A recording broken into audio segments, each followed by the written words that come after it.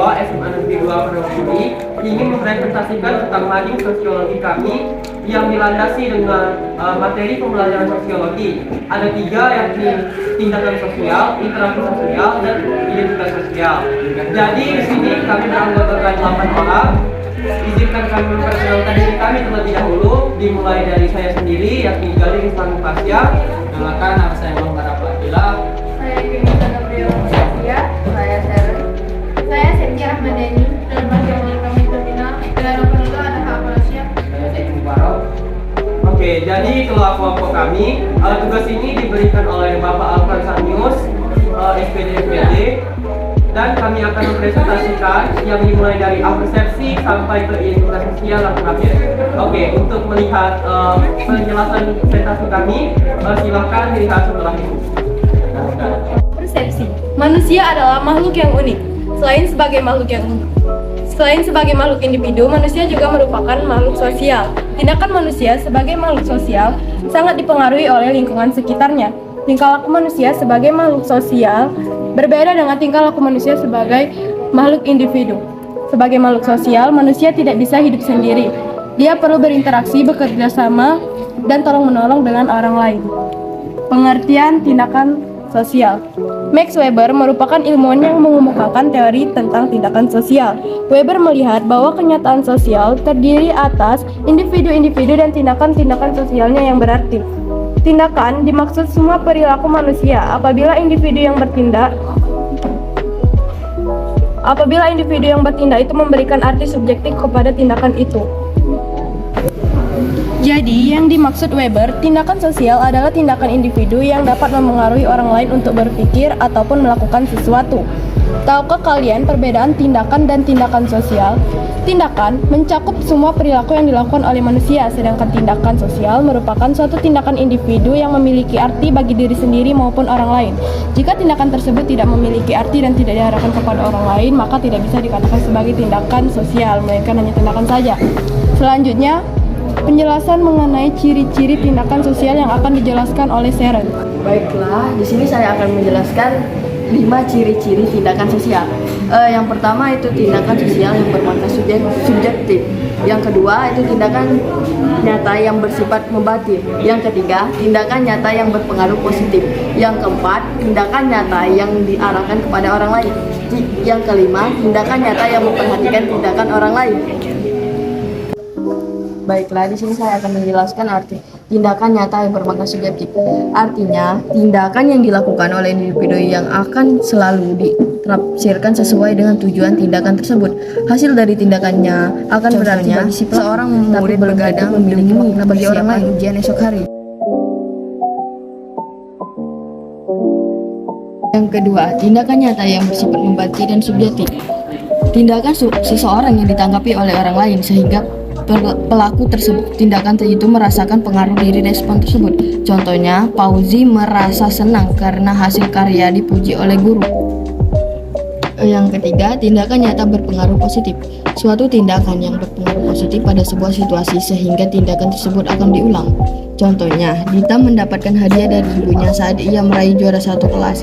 Karena senang mendapatkan hadiah, ia jadi semangat belajar untuk mendapatkan juara 1 pada semester berikutnya. Yang keempat, tindakan yang diarahkan kepada seseorang.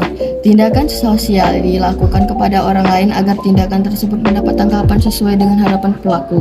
Namun, tanggapan dari orang lain tidak terlalu sesuai dengan keinginannya. Contohnya, Dito berpura-pura sakit kaki karena ingin mendapat perhatian dari temannya. Namun, teman-temannya tahu bahwa Dito berpura-pura sakit sehingga teman-temannya mengejek dirinya. Yang kelima, tindakan nyata memperhatikan tindakan individu lainnya yang terarah kepada orang lain. Seseorang tidak sengaja melakukan tindakan untuk mendapatkan tanggapan, melainkan seorang memberikan tanggapan terhadap orang lain yang melakukan tindakan. Contohnya, untuk mendapatkan tanggapan siswa di kelas, guru akan bertanya kepada siswa, dan di saat yang lain guru menerima jawabannya dan pertanyaannya dari siswa. Selanjutnya, bentuk tindakan sosial yang akan dijelaskan oleh Paisya. Selanjutnya, bentuk tindakan sosial. Bentuk tindakan sosial sendiri terbagi menjadi 4 tipe. Yang pertama, tindakan rasionalitas personal. Tindakan rasional instrumental ini merupakan tindakan sosial murni, di mana ia juga mempertimbangkan cara yang ingin diambil dan tujuan yang ingin dicapainya. Contohnya, seorang siswa lebih memilih membeli komputer ketimbang membeli sepeda motor karena komputer lebih menunjang pelajarannya. Yang kedua merupakan tindakan rasional berorientasi nilai. Tindakan ini tidak hanya mempertimbangkan untuk dirinya sendiri, melainkan untuk orang lain. Ia juga mempertimbangkan untuk masyarakat. Contohnya, saya menolong teman saya yang sedang kesusahan. Hal ini tentu saja bukan untuk saya sendiri. Yang ketiga merupakan tindakan afektif. Tindakan afektif adalah tindakan yang dilakukan atas dasar perasaan dan emosi serta kepura-puraan seseorang. Contohnya, seseorang menerima pekerjaan yang tidak bisa dia lakukan agar mendapatkan perhatian dari orang yang dimintanya. Yang keempat, tindakan tradisional. Tindakan ini dilakukan atas kebiasaan-kebiasaan yang dilakukan oleh orang-orang terdahulu di masa lalu. Contohnya, seorang pedagang meletakkan uangnya di antara bawang. Materi selanjutnya yaitu interaksi sosial yang akan dibacakan oleh Muhammad Rafa Akila. Baiklah, di sini saya akan menjelaskan materi tentang interaksi sosial. Yang pertama yaitu pengertian. Pengertian interaksi sosial sendiri yaitu hubungan timbal balik antar individu dalam tatanan hidup masyarakat. Jika tidak adanya interaksi sosial, maka tidak ada kehidupan bersama. Kedua, syarat-syarat interaksi sosial. Yang pertama yaitu kontak sosial. Dibedakan berdasarkan yaitu cara, sifat, bentuk, dan juga tingkat hubungannya. Yang kedua, B. Komunikasi sosial.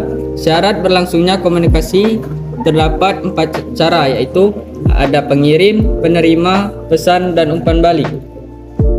Ketiga yaitu ciri-ciri.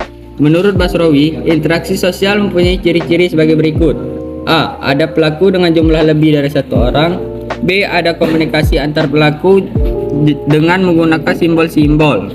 C. Ada dimensi waktu, masa lampau, masa kini, dan masa mendatang yang menentukan sifat aksi yang sedang berlangsung. D. Ada tujuan. Tujuan tertentu terlepas dari sama atau tidaknya tujuan tersebut dengan yang diperkirakan oleh pengamat.